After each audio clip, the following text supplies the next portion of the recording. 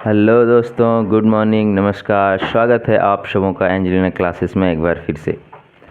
आज की इस वीडियो में हम लोग एक और झारखंड का इम्पोर्टेंट टॉपिक लेकर आए हैं जिसका नाम है झारखंड का ऐतिहासिक परिचय। जब आप झारखंड का कोई भी एग्ज़ाम की तैयारी करते हैं तो आपको पता होगा कि 50 नंबर का झारखंड के क्वेश्चन पूछा जाएगा। ठीक है, अभी हाल ही में एक कक्षपाल का एग्ज़ाम का नोटिफिकेशन आया है, उसमें भी 50 मार्क्स का झारखंड जीके का क्वेश्चन पूछा गया है। तो झारखंड जीके हम लोगों को इतने अच्छे से तैयारी कर लेना है कि उससे एक भी मार्क्स नहीं छूटे। तो आइए हम लोग आज झारखंड जीके का एक अगला हमने बहुत सारा वीडियो झारखंड जीके से बनाया हुआ है और बहुत ही इम्पोर्टेंट क्वेश्चन डाला हुआ है। आप लोग वहाँ से भी जाके देख सकते हैं। नहीं तो आइए बिना देर किए हम लोग आज का ऐतिहासिक परिचय पढ़ते हैं। इस राज्य का नाम झारखंड क्यों पड़ा? सबसे पहला है कि दूसरा भी तो नाम पड़ सकता था, तो झारखंड इसलिए पड़ा क्योंकि यहाँ पे वन और झाड़ियों की अधिकता है। चारों ऑप्शन में से आपका कौन सा आंसर हो जाएगा? तो सी हो जाएगा। सी आंसर हो जाएगा कि वन एवं झाड़ियों की अधिकता के कारण झारखंड का नाम झारखंड पड़ा। ठीक है, यानी कि इस प्रदेश का नाम झारखंड पड़ा। तो आप लोगों को याद होना चाहिए। और नेक्स्ट क्वेश्चन है, झारखंड प्रदेश का सर्वप्रथम उल्लेख कहाँ पे मिलता है? चार ऑप्शन आप लोगों के बीच है। विष्णु पुराण में, कौटिल्य के अर्थशास्त्र में, आईने अकबरी में या ऐत्रेय ब्राह्मण में। ऐत्रेय ब्राह्मण एक ग्रंथ है, आप लोगों को पता होना चाहिए। एक्चुअली जब वेद का रचना हुआ और वेद जो है वो सभी लोग पढ़ नहीं पा रहे थे, तो उसे ही एक्सप्लेन करने के लिए ब्राह्मण ग्रंथों का उल्लेख किया गया, जिसमें से ऐत्रेय ब्राह्मण है, तैत्रेय ब्राह्मण है वगैरह बहुत सारे ब्राह्मण ग्रंथ बनाए गए। और उसी सिलसिले में एक ब्राह्मण ग्रंथ है हमारा ऐत्रेय ब्राह्मण ग्रंथ, जिसमें झारखंड का नाम उल्लेख है। ठीक है, यानी कि झारखंड का जो नाम है सबसे पहले ऐत्रेय ब्राह्मण में उल्लेख मिलता है। ठीक है, चलिए तो याद रखना है। और ऐत्रेय ब्राह्मण क्या है ग्रंथ, तो आप लोग समझ ही रहे हैं। नेक्स्ट क्वेश्चन है, झारखंड शब्द का सर्वप्रथम उल्लेख कब मिला था? हमने कहाँ पे मिला था? तो ऐत्रेय ब्राह्मण में, लेकिन कब मिला था? ये मिला था 13वीं शताब्दी में। कहाँ, कब? 13वीं शताब्दी में। चलिए इसका आंसर हो जाएगा डी, 13वीं शताब्दी के ताम्रपत्र में सबसे पहले मिला था। ठीक है, नेक्स्ट क्वेश्चन चलते हैं। एक्चुअल में आप लोग कहेंगे कि सर 13वीं शताब्दी में तो ऐत्रेय ब्राह्मण तो 13वीं शताब्दी में मिलता नहीं है। तो झारखंड प्रदेश का उल्लेख मिला था। किसका? प्रदेश का।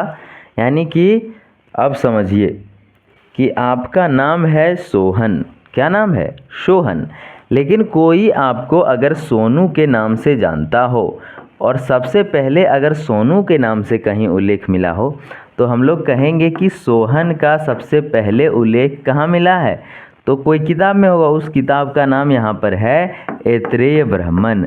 लेकिन ऐत्रेय ब्राह्मण में झारखंड शब्द नहीं मिला है, यहाँ पे कुछ और ही चीज़ मिला है। जैसे कुकुट प्रदेश भी झारखंड का नाम है।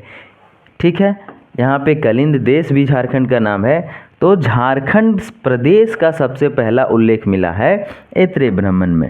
वहीं पे अगर 13वीं सदी के ताम्रपत्र का बात किया जाए, जो कि नरसिंह देव द्वितीय का ताम्रपत्र अभिलेख है, उसमें झारखंड शब्द का उल्लेख मिला है। आप लोगों को क्वेश्चन में कंफ्यूज नहीं होना है।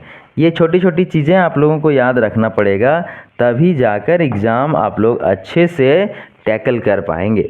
तो यहाँ पे झारखंड प्रदेश का उल्लेख मिला है, न कि झारखंड शब्द का। वहीं पे दूसरा क्वेश्चन आप देखिए, तो यहाँ पे कहता है कि झारखंड शब्द का सर्वप्रथम उल्लेख कब मिला है? तो 13वीं शताब्दी में मिला है। ठीक है, चलिए 3 क्वेश्चन हो गया। चौथा क्वेश्चन हमारा, ऋग्वेद में झारखंड का उल्लेख किस नाम से मिला है? वहीं पे देखिए, अब ऋग्वेद में भी झारखंड का है उल्लेख। ठीक है, लेकिन किस नाम से है? 4 ऑप्शन है आप लोगों के बीच, कुक्कुटलांड, झारखंड, किकटनामा, देशोनार्थ या मुरंड। ठीक है, तो किस नाम से मिला है? ऋग्वेद में तो मिला है किकटनामा देशोनार्थ। ठीक है, इस नाम से मिला है।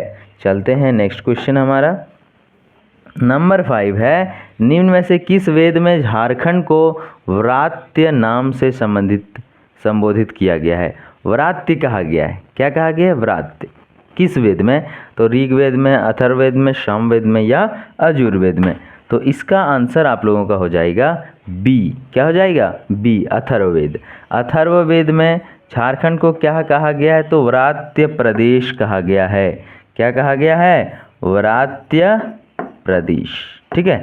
अब ये व्रात्य प्रदेश भी झारखंड का ही नाम है और कहाँ पे लिखा गया है? तो यहाँ पे। अभी ऋग्वेद में हम लोग पढ़े थे कीकटनामा देशोनार्थ। उसी तरह से बहुत सारे ग्रंथों में, बहुत सारे पुस्तकों में अलग अलग नाम से संबोधित किया है। ठीक है, चलिए। लेकिन झारखंड का उल्लेख बहुत पुराना है और बहुत समय से चल रहा है। आगे देखेंगे, वैदिक साहित्य में झारखंड की जनजातियों के लिए निम्न में से किस शब्द का प्रयोग किया गया है? मतलब वैदिक साहित्य किसे कहा जाता है? तो जब वेद का रचना हो रहा था उस समय के काल को कहा जाता है वैदिक काल। ठीक है। और उस समय जो साहित्य की रचना हुई उसे कहते हैं वैदिक साहित्य। तो वैदिक साहित्य में झारखंड की जो जनजातियां हैं, जनजातियां मतलब आप लोगों को पता होगा कि अभी बहुत सारी जनजातियां हैं, लगभग 33 जनजातियां हैं झारखंड में। ठीक है। हाँ, तो उन जनजातियों को वैदिक साहित्यों में क्या कहा जाता था? शूद्र कहा जाता था, अस्पृश्य कहा जाता था, असुर कहा जाता था या अनाह कहा जाता था? तो उस समय उसे असुर कहा जाता था। क्या कहा जाता था? असुर। एक्चुअल में ये लोग बहुत ज़्यादा बलशाली हुआ करता था और इन लोगों का सिविलाइजेशन, इन लोगों का सामाजिक समरसता, रहन सहन थोड़ा सा अजीबोगरीब था, इसलिए जनजातियों को उस समय असुर कहा जाता है। आप लोग बहुत सारे मूवी में भी देखेंगे असुर काला है देखने में, बहुत सारा हथियार रखा हुआ है, जैसे एक पत्थर में बांध दिया एक लकड़ी और ऐसे उठा के रखा है। सबसे पहले आप लोग देख सकते हैं कि जो एक मूवी आया था आपका, उसमें कैसे दिखाता है, बहुत सारा लोग है, बहुत सारा जनजाति है और फिर मतलब सब कोई भाला लिया हुआ है, कोई लकड़ी का हथियार लिया हुआ है। तो वो सब चीज़ें आप लोग देख सकते हैं कि जनजातीय लोग बहुत ही मतलब अजीब टाइप का रहता था, इसीलिए इसका नाम असुर दे दिया गया था। तो ये याद रखना है कि वैदिक साहित्यों में यहाँ के जनजातियों को क्या कहा जाता था? तो असुर कहा जाता था। 7वां क्वेश्चन है, निम्न में से किस वेद में असुरों को लिंग पूजक या शिष्णों का देवता कहा जाता था? तो ये कौन सा वेद है? ऋग्वेद, सामवेद, अथर्ववेद या यजुर्वेद? तो लिंग वेद या शिष्णों का देवता असुरों को किस वेद में कहा जाता है? तो ऋग्वेद में कहा जाता है। ठीक है। ऋग्वेद में इसे लिंग पूजक, यही लोग सबसे पहले लिंग की पूजा करते थे, जो हम लोग भी अभी शिवलिंग की पूजा करते हैं। ठीक है। चलिए, अभी नेक्स्ट क्वेश्चन है हमारा नंबर 8, तुजुके जहांगीरी में झारखंड के लिए किस शब्द का प्रयोग किया गया है? यानी कि जहांगीर की आत्मकथा है जिसे तुजुके जहांगीरी कहा जाता है और उस पुस्तक में झारखंड को क्या कहा गया है? तो 4 ऑप्शन है आप लोगों के बीच, उसका आंसर हो जाएगा खोखरा, ए ऑप्शन। ठीक है, खोखरा कहा गया है। ठीक है। चलेंगे हम लोग अगला क्वेश्चन, कौटिल्य के अर्थशास्त्र में झारखंड प्रदेश को संबोधित किया गया है। आप लोगों को पता होगा कि कौटिल्य, जिसे चंद्रगुप्त मौर्य कहते हैं, उन्होंने एक बुक लिखा था जिसका नाम है अर्थशास्त्र। उस अर्थशास्त्र में आप लोगों को राजनीतिक पहलुओं के बारे में देखने को मिलता है। किसका? चंद्रगुप्त मौर्य के दरबार में जो राजनीति हुआ करता था, वो सारी राजनीतिक चीज़ें कौटिल्य के अर्थशास्त्र में देखने को मिलता है और कौटिल्य के अर्थशास्त्र में ही झारखंड का भी नाम आप लोगों को देखने को मिला है। ठीक है। और वो किस नाम से मिला है? तो कौटिल्य के अर्थशास्त्र में झारखंड को कुक्कुट देश कहा जाता था या कुक्कुट कहा जाता था। ठीक है। हाँ, तो चलिए नेक्स्ट क्वेश्चन है 10वां क्वेश्चन, किस ग्रंथ में झारखंड का उल्लेख पुंड्र के नाम से किया गया है? ठीक है। हाँ, झारखंड का उल्लेख पुंड्र के नाम से किस ग्रंथ में किया गया है? वायु पुराण, ऐत्रेय ब्राह्मण, भागवत पुराण या विष्णु पुराण? अभी हमने पढ़ाया था सबसे पहले झारखंड प्रदेश का उल्लेख कहाँ पे मिला था? तो मिला था हमारा ऐत्रेय ब्राह्मण ग्रंथ में। लेकिन ऐत्रेय ब्राह्मण ग्रंथ में झारखंड शब्द का उल्लेख नहीं मिला था, वहाँ पे मिला था ये शब्द पुंड्र। क्या मिला था? पुंड्र। और पुंड्र का अर्थ होता है झारखंड, ठीक है। तो पुंड्र के नाम से ऐत्रेय ब्राह्मण में मिला था, जिसका अर्थ है झारखंड। क्या अर्थ है प्यारे स्टूडेंट्स? झारखंड। ठीक है, ठीक है माय डियर फ्रेंड्स। चलिए, तो आप लोगों को कंफ्यूज नहीं होना है कि सर एक बार पढ़ा दिए ऐत्रेय ब्राह्मण में सबसे पहले मिला था, फिर बोलते हैं 13वीं शताब्दी के ताम्रपत्र में मिला था। तो 13वीं शताब्दी के ताम्रपत्र में झारखंड सीधा यही शब्द लिखा हुआ मिला है, झारखंड। लेकिन ऐत्रेय ब्राह्मण में मिला है लिखा हुआ पुंड्र। क्लियर है? चलिए नेक्स्ट क्वेश्चन है हमारा,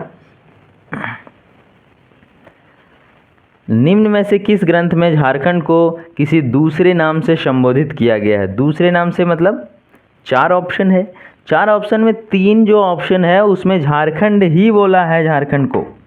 तो किसमें किसमें झारखंड को झारखंड ही बोला है?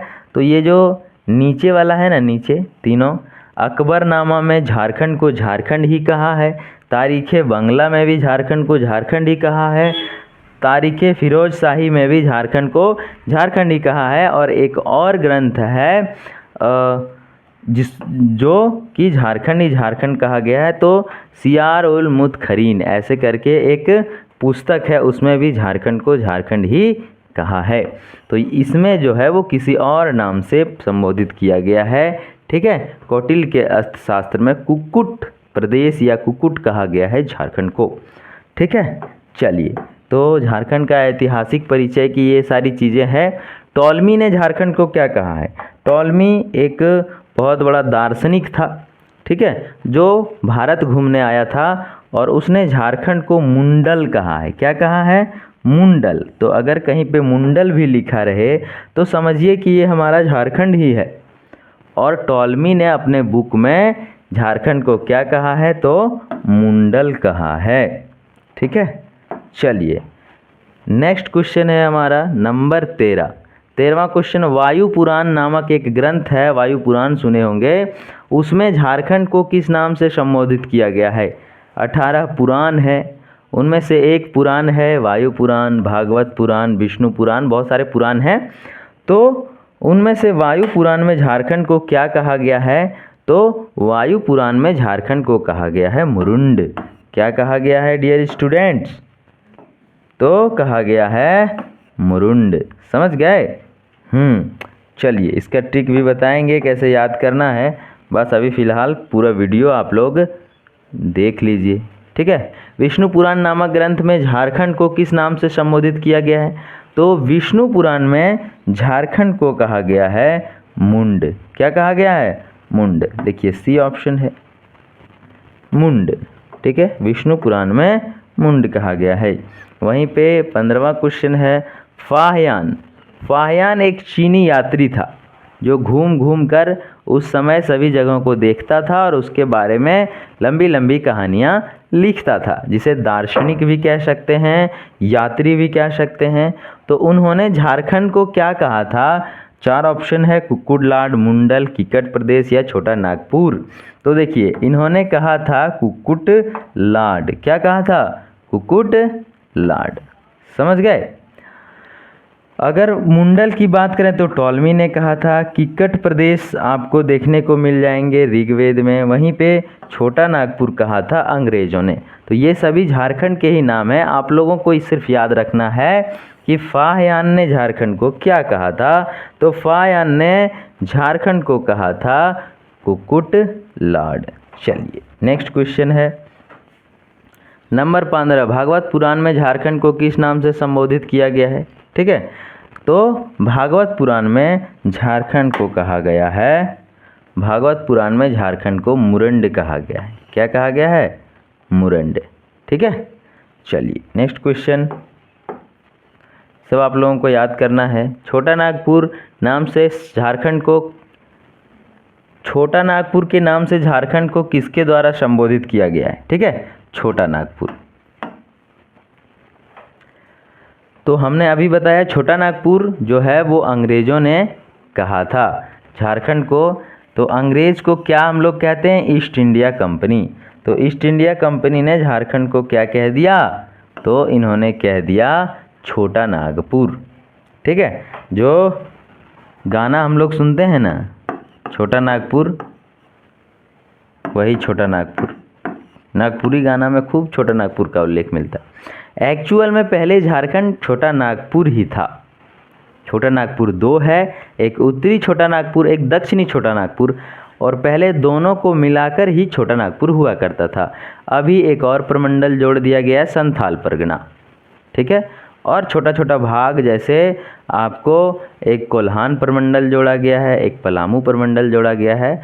तो कुल मिलाकर 5 प्रमंडल हैं झारखंड में। ये था आपका भौगोलिक परिचय झारखंड का। हम लोग पढ़ रहे हैं ऐतिहासिक परिचय। तो इतिहास में झारखंड का क्या क्या छुपा हुआ है वो सारी चीज़ें अभी हम लोगों को पढ़ना है, फिर भूगोल भी आएगा। इतिहासकार बुकानन ने किस स्थान से लेकर किस स्थान तक के क्षेत्र को झारखंड कहा है? तो बुकानन ने कहाँ से कहाँ तक? वीरभूम तक। लेकिन किस स्थान से लेकर? तो 4 ऑप्शन है, गया, बनारस, सासाराम या इलाहाबाद। तो ये बनारस से लेकर वीरभूम तक। आप लोगों को याद रहना चाहिए बनारस। बनारस कहाँ है? खाए के पान बनारस वाला, वही बनारस। ठीक है, बनारस, वाराणसी। ठीक है, वहाँ से लेकर वीरभूम, वीरभूम कहा जाता है किस क्षेत्र को? तो धनबाद वाले क्षेत्र को वीरभूम कहा जाता है। तो बनारस से लेकर यहाँ तक का क्षेत्र झारखंड से नाम से पुकारा है कौन? तो कौन पुकारा है? यहाँ पे देखिए एक इतिहासकार है बुकानन। ठीक है, उन्होंने, बुकानन भी एक यात्री था और उन्होंने ही इसे कहा था। एक्चुअल में है क्या?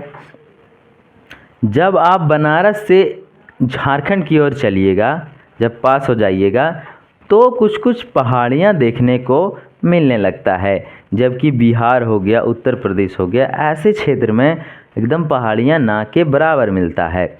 इसलिए बनारस से लेकर बुकानन ने कह दिया कि वीरभूम तक की पूरी क्षेत्र झारखंड के अंदर ही आता है। अंग्रेज लोग क्या समझे, जो मन कर रहा है लिख रहा है। तो ये सारी चीज़ें हैं, लेकिन याद रखना है बनारस से लेकर वीरभूम। ठीक है, हाँ। 19वां क्वेश्चन है, 1833 में स्थापित दक्षिण पश्चिम फ्रंटियर एजेंसी का मुख्यालय कहाँ था? ठीक है, जिसे बाद में रांची के नाम से जाना गया। मतलब रांची का पुराना नाम पूछ रहा है, पर इनडायरेक्टली पूछ रहा है। तो रांची का पुराना नाम है किशुनपुर। क्या है? किशुनपुर, याद रहेगा ना? हाँ, किशुनपुर याद रखना है आप लोगों को कि रांची का पुराना नाम क्या है। तो इसी का पुराना नाम है किशुनपुर। ठीक है डियर फ्रेंड्स, चलिए आगे बढ़ेंगे। 19वां क्वेश्चन हो चुका है 20, बहुत ज़्यादा नहीं है। झारखंड शब्द का प्रथम पुरातात्विक प्रमाण कहाँ से मिला है? झारखंड शब्द का अब पुरातात्विक प्रमाण की बात कर रहा है। पुरातात्विक प्रमाण मतलब क्या होता है? खुदाई से जो चीज़ें निकलती है उसे पुरातात्विक साक्ष्य कहते हैं। ठीक है, तो खुदाई से कुछ चीज़ें जो मिलता है वही। तो झारखंड में पुरातात्विक प्रमाण झारखंड के लिए कहाँ से मिला है? तो 13वीं शताब्दी के ताम्रपत्र से मिला है। ठीक है, तो सर्वप्रथम पूछा है। क्या पूछा है? सर्वप्रथम, है ना, यानी कि प्रथम पूछा है, तो यही हो जाएगा। यानी कि 13वीं शताब्दी के ही ताम्रपत्र में सबसे पहले मिला था क्या? तो झारखंड शब्द। ठीक है, इस तरह से ही झारखंड शब्द। ठीक है, देखिए शब्द लिखा हुआ है, तो इन शब्दों पे भी गौर करना है, क्योंकि शब्द ही ऐसे चीज़ हैं जो लोगों को एक शब्द बोल के खुश भी किया जा सकता है, एक शब्द बोल के नाराज़ भी किया जा सकता है। तो चीज़ें शब्द पे ही डिपेंड है, और वो चीज़ें ध्यान रखना है, नहीं तो एग्ज़ाम में कभी कभी लोग मिस्टेक कर जाते हैं।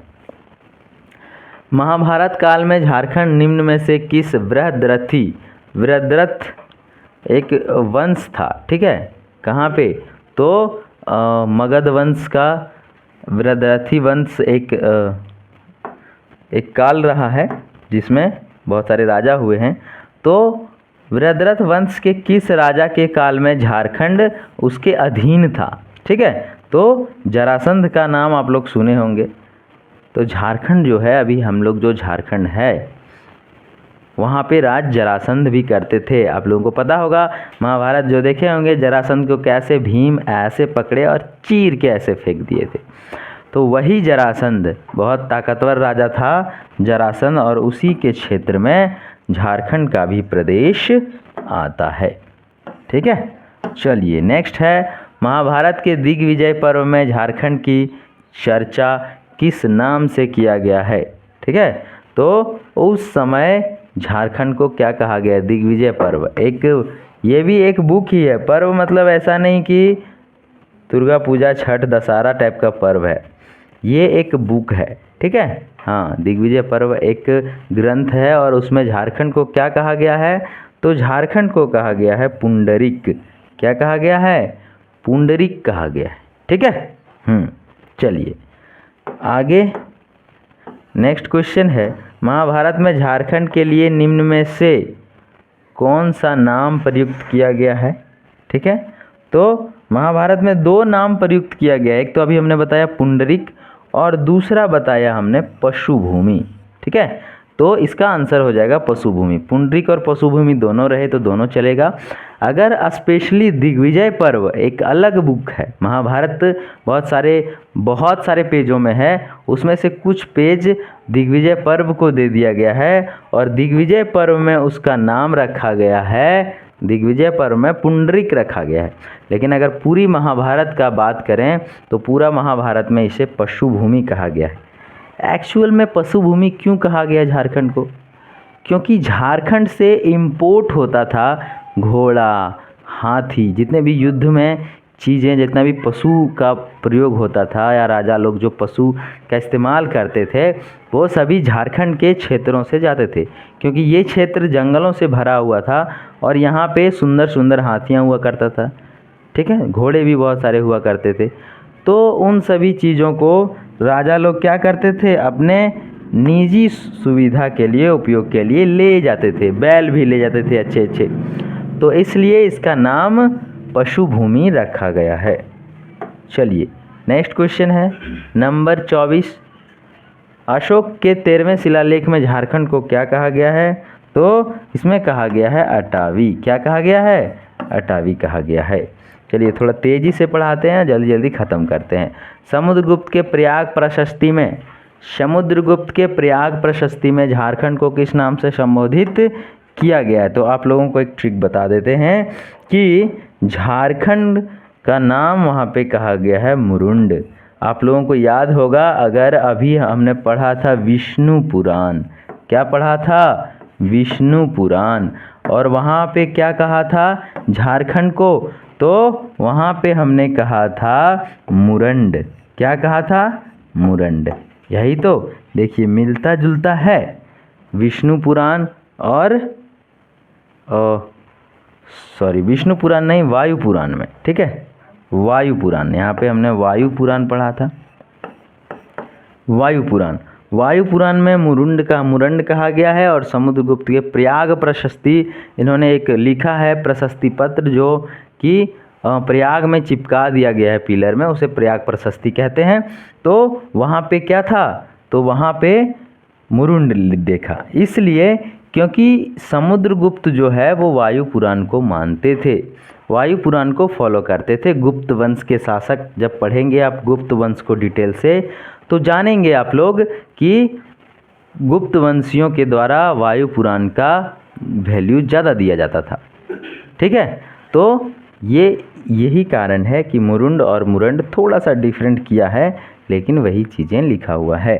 तो दोनों एक ही है, याद रखेंगे। आगे देखिए एक शब्द है तारीख ए फिरोज शाही, ठीक है।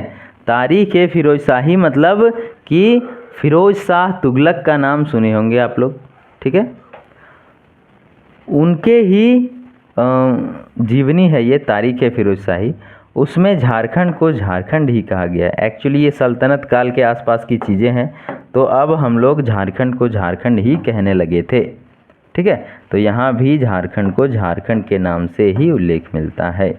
वहीं पे तारीख़ बांग्ला में भी झारखंड को झारखंड ही कहा गया है, तो इसका भी आंसर हो जाएगा सी। और वहीं पे अगर और भी सियार उल मुदखरीन, हमने बताया था कि 3-4 ऐसे ग्रंथ हैं जिसमें डायरेक्ट झारखंड को झारखंड कहा गया था, तो इसका क्या हो जाएगा, इसका भी आंसर हो जाएगा झारखंड, ए आंसर हो जाएगा। वहीं पे अगर नेक्स्ट क्वेश्चन बात करें तो ह्वेनसांग ने झारखंड के लिए निम्न में से किस शब्द का प्रयोग किया गया, ये इम्पोर्टेंट है क्योंकि ये थोड़ा अटपटा भी है और एग्ज़ाम में हम बार बार पूछा जाता है कि ह्वेनसांग जो चीनी यात्री था उन्होंने झारखंड को कौन से नाम से संबोधित किया था, तो उन्होंने किया था किलोना सु फलाना के नाम से। किस नाम से, तो किलोना सु फलाना।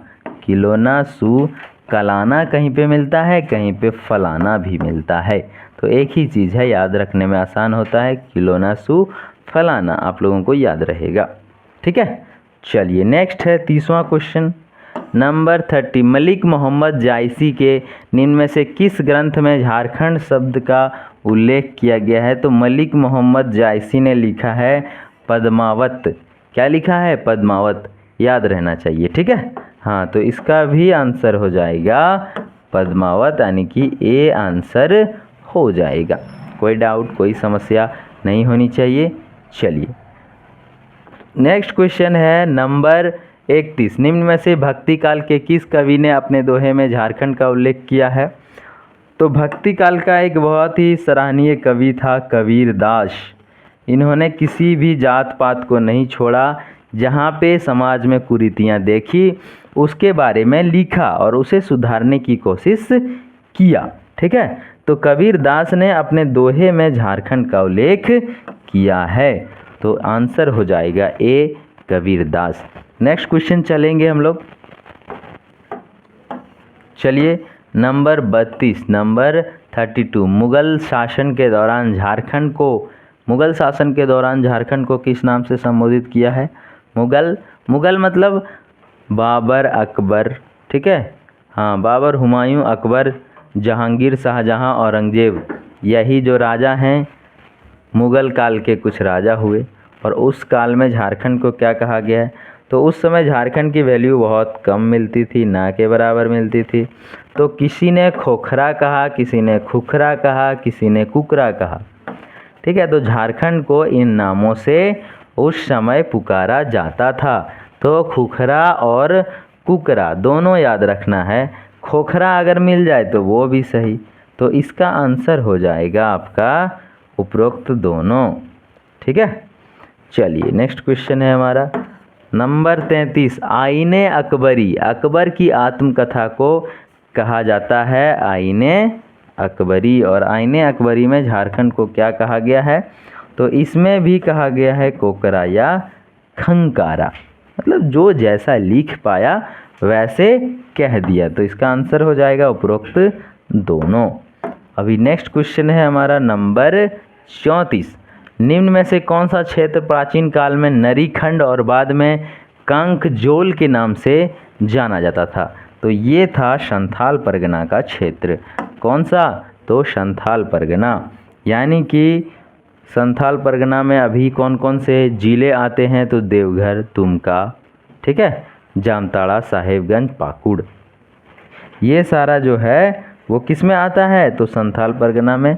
और उसे कहा जाता था कांकजोल और उससे पहले कहा जाता था नरीखंड। ये नाम आप लोगों को याद रखना है, यही नाम से ही ट्रिक करके क्वेश्चन आप लोगों से पूछा जाता है और फिर आप लोगों से मिस्टेक हो जाता है।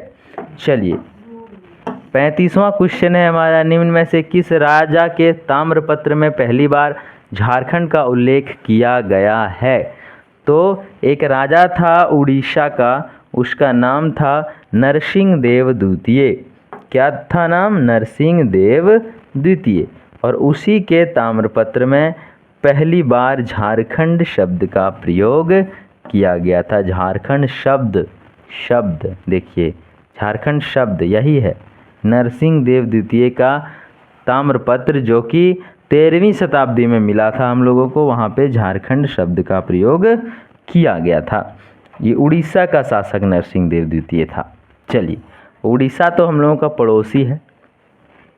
जब आप झारखंड का मैप देखेंगे तो दक्षिण साइड में हमारा उड़ीसा है, ठीक है, और वहीं का एक शासन था नरसिंह देव द्वितीय, जिसके ताम्रपत्र में झारखंड शब्द का उल्लेख मिला था। अगला क्वेश्चन है, झारखंड को कर्क खंड के नाम से क्यों जाना जाता है? कर्क खंड क्यों कहा जाता है? कर्क, आप लोगों को पता होगा कि कर्क रेखा में, कर्क रेखा के अंदर ऐसे रहता है और ऐसे रहता है, ठीक है, तो इधर हो गया कर्क रेखा, इधर हो गया मकर रेखा, ठीक है। अभी पूरा धरती बना दें ऐसे, तो ऐसे दो लाइन आप लोगों को देखने को मिलेंगे और बीच में विषुवत रेखा मिलेगा। भूगोल की चीज़ें हैं। ऊपर को कर्क रेखा कहते हैं, नीचे को मकर रेखा कहते हैं। कर्क रेखा और मकर रेखा में बहुत ज़्यादा गर्मी पड़ता है यहाँ पे, ठीक है, और लोग हो जाते हैं काले। क्या हो जाते हैं? काले, जैसे मेरे जैसा आदमी हो जाता है काला। तो काला हो गया और उसे कह दिया जनजाति, ठीक है। काला कौन रहता है? वैसे भी जनजाति लोग ज़्यादा काला रहता है। हम लोग तो पाउडर ऑर्डर मेकअप वुकअप लगा के गोरा हो जाते हैं, लेकिन वो लोग बेचारे पूरा सीधा साधा, ठीक है। तो जनजाति लोग काला हुआ करता था और कर्क खंड इसीलिए कहा जाता था क्योंकि जनजातियों की अधिकता के कारण इसे कहा जाता है कर्क खंड। क्या कहा जाता है? कर्क खंड। अभी कर्क खंड में एक और ऑप्शन दिया हुआ है, देख लीजिए, कर्क रेखा के गुजरने के कारण। नहीं, कर्क रेखा तो बहुत सारे जगह से गुजरा है, उसके कारण किसी जगह का नाम झारखंड नहीं पड़ जाएगा, ठीक है। इसलिए जनजातियों की अधिकता के कारण हम लोग क्या कहते हैं? तो इसे कर्क खंड कहते हैं झारखंड को, ठीक है। चलिए, नेक्स्ट क्वेश्चन है हमारा नंबर 37, कर्क सुवर्ण। कर्क सुवर्ण जो शब्द है ये आपने झारखंड के किस क्षेत्र को संबोधित करने के लिए किया गया है? तो ये कहा गया है झारखंड के छोटा नागपुर के लिए। आंसर हो जाएगा ए, छोटा नागपुर। नेक्स्ट क्वेश्चन है, और बहुत ज़्यादा क्वेश्चन नहीं बचा है, दिल थाम के बैठिए, आप लोगों का एकदम पूरा चैप्टर समाप्त हो जाने वाला है। पूर्व मध्यकालीन सांस्कृतिक साहित्य में झारखंड को किस नाम से संबोधित किया गया है? तो पूर्व मध्यकालीन साहित्य में झारखंड को कहा गया है कलिंद देश। क्या कहा गया है? कलिंद देश, ठीक है। चलिए, अभी नेक्स्ट क्वेश्चन है और ये आप लोगों के इस चैप्टर का लास्ट क्वेश्चन है, ठीक है। ईस्ट इंडिया कंपनी के शासनकाल में झारखंड को निम्न में से किस नाम से जाना जाता था? ईस्ट इंडिया कंपनी समझते हैं? जो वास्को डिगामा आया उसके बाद अंग्रेज लोग भी आए। वास्को डिगामा फ्रांस का था, लेकिन उसके बाद अंग्रेज लोग भी भारत में आए और अंग्रेज लोगों ने अपना एक कंपनी बनाई भारत में, जिससे भारत का पैसा, सोना चांदी, हीरा मोती सब लूट के इंग्लैंड ले जा सके। ऐसे कंपनी को ही कहते हैं east India company. East India company. तो ईस्ट इंडिया कंपनी ने झारखंड को क्या कहा था? तो झारखंड को कहा छोटा नागपुर, यानी कि छोटा नागपुर के नाम से ही जानते हैं। जब इतिहास पूरा पढ़ेंगे तो नागपुरी शासक आप लोग पढ़ेंगे, ठीक है, नागपुरी शासक, और उसको थोड़ा सा छोटा कर दिया इसने। अंग्रेज़ों ने छोटा समझता था, राजा लोग बहुत बड़ा समझता था, नागवंशी राजा लोग अपने आप को नागवंश के राजा हैं, बहुत बड़ा, लेकिन अंग्रेज तो पूरा दुनिया में घूम के आया ना, तो उसको छोटा समझने लगा, इसीलिए इसका नाम रख दिया छोटा नागपुर। क्या रखा? छोटा नागपुर। तो ये था आपका ऐतिहासिक परिचय पूरे झारखंड का, ठीक है। और फिर ये चैप्टर हो जाता है समाप्त। मिलते हैं आप लोगों से ऐसे ही नए वीडियो में। नए जोश के साथ पढ़ाई पूरी तन मन से करें, बहुत सारे वैकेंसीज आ चुके हैं, ठीक है। हाँ, अभी ही हाल में आए हैं कक्षपाल की, जो कि आप लोग भर सकते हैं, और बहुत सारा पोस्ट है, 1600 कुछ पोस्ट है। तो मिलते हैं ऐसे नई वीडियो में, तब तक के लिए अगर आप चैनल में नए हैं तो चैनल सब्सक्राइब करें, वीडियो लाइक करें और कमेंट करें।